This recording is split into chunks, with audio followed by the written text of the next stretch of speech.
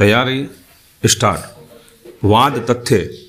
अपीलार्थी गण को भारतीय दंड संहिता की धारा 307 से पठित धारा 148 के अंतर्गत दोष सिद्ध एवं दंडित किया गया था। स्टॉप।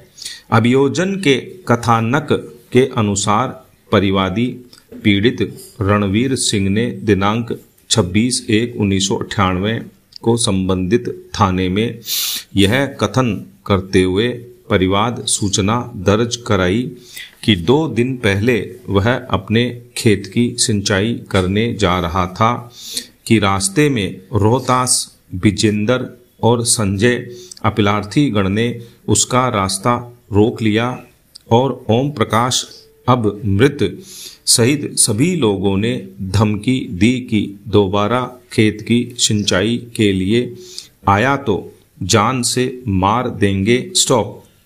उस दिन पीड़ित अपने घर लौट आया और घटना के तथ्यों से परिवार वालों को अवगत कराया। स्टॉप। अगले दिन दिनांक 24/1/1998 को परिवादी अपने दूसरे खेत पर जा रहा था और वहां भी उपर्युक्त अभियुक्त गण ने उसका रास्ता रोक लिया और कुल्हाड़ी से उस पर हमला कर दिया, जिसके परिणाम स्वरूप उसके हाथ, पैर और सिर में गंभीर चोटें आईं। स्टॉप।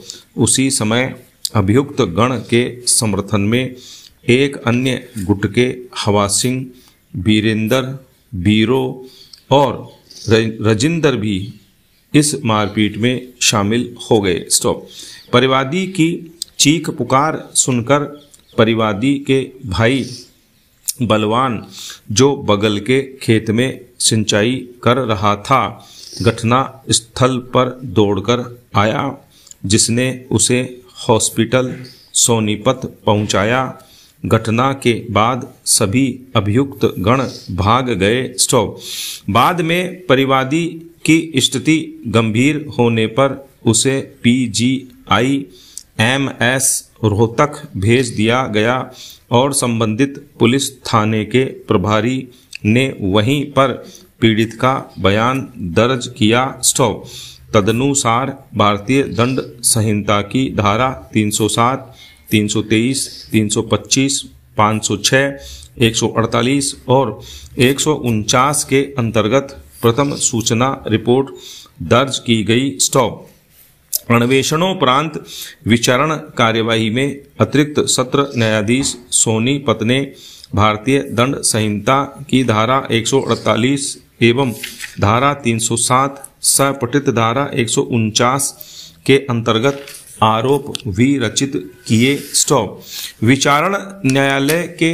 विचारण के दौरान 7 में से एक अभियुक्त ओम प्रकाश की मृत्यु हो गई। स्टॉप। अतः उसके विरुद्ध अभियोजन कार्यवाहियों का उपशमन 8/11/2000 कर दिया गया। स्टॉप। विचारणोपरांत सत्र न्यायाधीश ने आरोपित अपराधों में सभी अभियुक्त गण को दोष सिद्ध एवं भारतीय दंड संहिता की धारा 307/149 के अंतर्गत 7 वर्ष का कठोर कारावास एवं धारा 148 के अंतर्गत 1 वर्ष कारावास के दंड से दंडित किया तथा दोनों दंड साथ साथ चलने का निर्देश दिया। स्टॉप।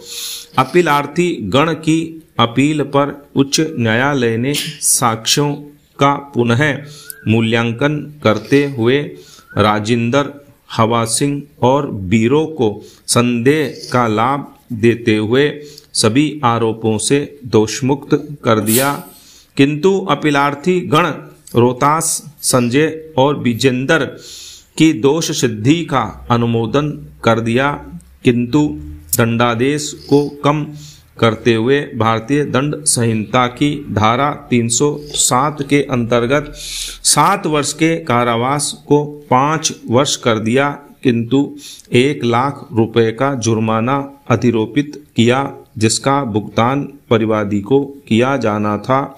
अतः अपीलार्थी गण ने यह अपीलें प्रस्तुत की। स्टॉप।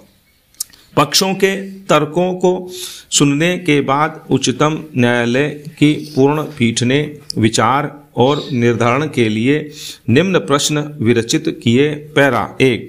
क्या भारतीय दंड संहिता की धारा 149 की सहायता से विरचित किसी आरोप को भारतीय दंड संहिता की धारा 39 के अंतर्गत परिवर्तित किया जा सकता है? 2। क्या किसी हिंसक घटना में किसी स्वतंत्र साक्षी का अभाव, अनुपस्थिति अभियोजन के मामले को कमजोर बना देगा? और क्या इस प्रकार की घटनाओं में पीड़ित से घनिष्ठ रूप से संबंधित साक्षियों पर विश्वास व्यक्त किया जा सकता है? 3। क्या वर्तमान अपीलार्थी गण के साथ उदारता प्रकट किया जाना चाहिए, उनकी जमानत को स्वतंत्रता के रूप में विस्तारित करते हुए? स्टॉप।